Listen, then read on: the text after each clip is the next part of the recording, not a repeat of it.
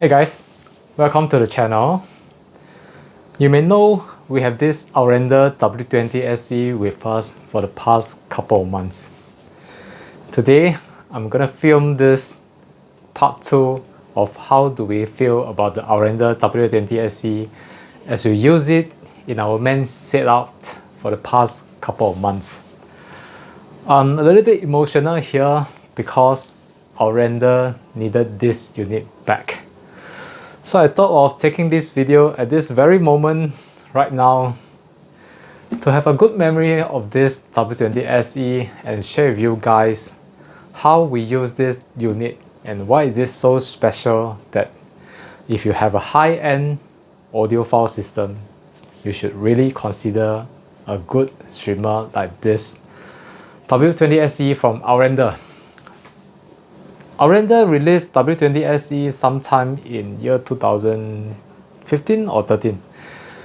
Subsequently, they released this special edition in year 2019. It is now 2023, but I think this streamer is still very sort of relevant in this today's market. It comes with its own operating system where you may use an iPad or an Android tablet or a smartphone, download the Aurender app available in the Play Store, use it to control what is inside this Aurender streamer. So I think this applies not only to the W20SE, it also applies to the rest of the Aurender streamer available by the company offering. So we have been using this in our main system here, and this has been our main streamer, so to speak. When customers come into this space here, we always use the W20SE for demo. Unless the customer want to play a disc, then we have the JS Audio CD Transport 3 for playing the real physical CD. Come back to this. Why is this so special? This is the flagship product that has a lot of things inside this huge and heavy housing. It's a full-size component that weighs about 22 kilograms. It's about 47 pounds. It's heavy. I think it is heavier and is more well built compared to the D-Philips Terminator Plus. It uses really thick aluminum blocks all over it to secure the internal component.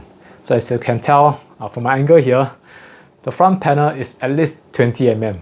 The side, there are two heatsink-like looking black side panel that I think it is at least 40 mm. At the back or at the top of the panel, these are really thick aluminum. When I carry this out from my shelf just now, I need to use quite a lot of force and try not to break my old back.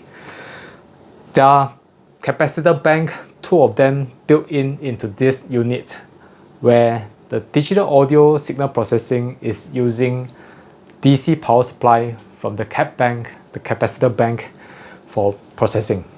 There's a linear power supply built in here in this unit as well to power up the CPU, the processor unit, where it does the job to boot out the operating system, to stream the music from the internet, and it transfers the digital signal to this FPGA here, powered up by the capacitor bank for digital signal processing. There are some other items here in this streamer that I really need to shift around to show you at the back to tell you why it is so special. Let me just do it very carefully. Right. Okay. As you can tell, my shelf here is hardly can accommodate this two huge component. At the back of the unit, I realized at this angle I cannot use my faithful pointer for my daughter to show you what are the available connections here, but I just have to show you. And in this angle, as you can tell, there are various inputs that is not found in a typical audiophile streamer. There are two AES EBU output connections. Aurender W20SE comes with dual AES EBU output where they can be connected to the DAC like the Dynaflips deck that support dual AES EBU input.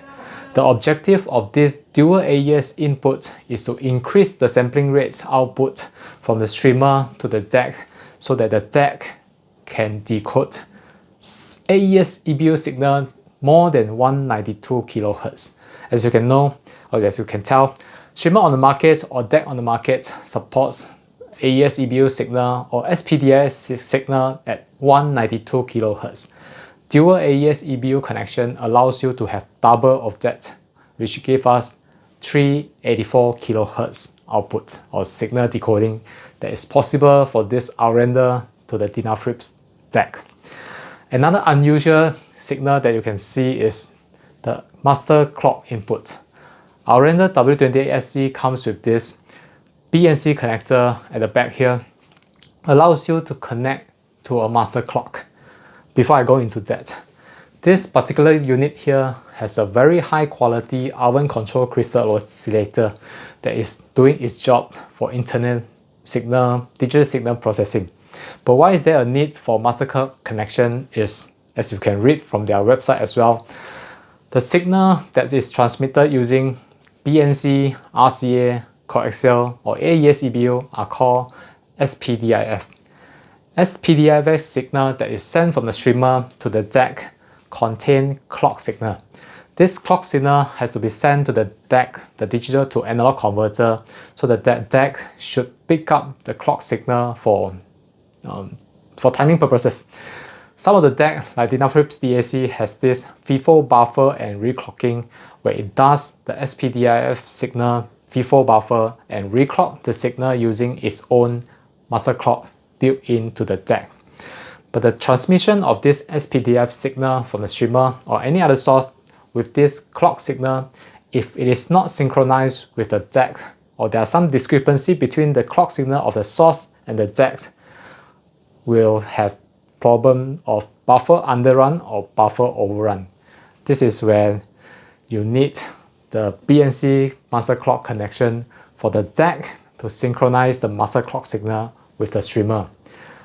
Once the signal or the clocks is synchronized, the deck will be supplying the master clock signal to the streamer, and the streamer will be using this master clock signal to do its digital signal processing and output the digital signal SPDIF to the deck using the very same clock. So this is the beauty of synchronizing the clock of the deck as well as the streamer. For that reason, the clock are the same. There's no issue of buffer overrun, buffer underrun. The jitter between the signal transmission between the streamer and the deck is reduced significantly. So you may have elevated the sound quality by synchronizing the clock of the deck as well as the streamer. So this is something that is very interesting, that many streamers on the market do not have this clock synchronization available. But for high-end streamer like the Aurender W20SE or any other model that Aurender has, it has this master clock input for this reason. There are two Ethernet port connection allows you to connect to your Ethernet, the home network. These two Ethernet connections are isolated.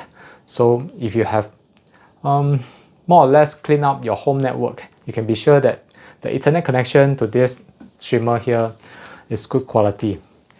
The two capacitor bank in this unit here, one of them is used for UPS, uninterrupted power supply, just in case the main power supply over here to the unit is cut out accidentally. The unit stay running and it goes into shutdown mode, where the CPU in this unit, W20SE, will use the capacitor bank power to continue its shutdown procedure so that the unit is shut down in the right manner rather than having an interrupted shutdown. I think having the capacitor bank built into this unit is really because this W20SE has 4 TB of solid state drive that store all your music in this drive here, that allows you to play back the music using the drive. And the operating system required to put up and shut down in a proper fashion so that the operating system will not crash or the hard disk in this unit here will prolong the lifespan of the unit. Let's put it this way. There's also 1 terabyte of caching or the buffering here, allow you to catch the music to this high-speed solid-state drive before playing over an output via the digital output here. We've been using this for tidal streaming, local storage, music playback, as well as Spotify. And I think this unit here, if you have a high-end system, you should really consider a high-end streamer like the Aurender. The build quality, the sound quality, the connectivity is unrivaled. It's hard to match such a streamer with such a high quality, with almost everything that high-end audiophile or critical audiophile wanted. Right, we've been using this with the Terminator Plus, as well as we use all the rest of the digital outputs to connect to multiple DAC here for comparison. It is set to let it go, but I hope this video gives you an idea how the W20SE can be connected to a DAC, and why is it so special to have such a connectivity here, and what is the purpose of the capacitor bank found in this unit, as well as give you an overview of how do we feel. A little bit sentimental here. It's a good unit that I'm quite reluctant to let go, but life goes on, right? I hope you enjoyed this video. If you find my video interesting, do subscribe to the channel, and I'll see you next time. Bye bye.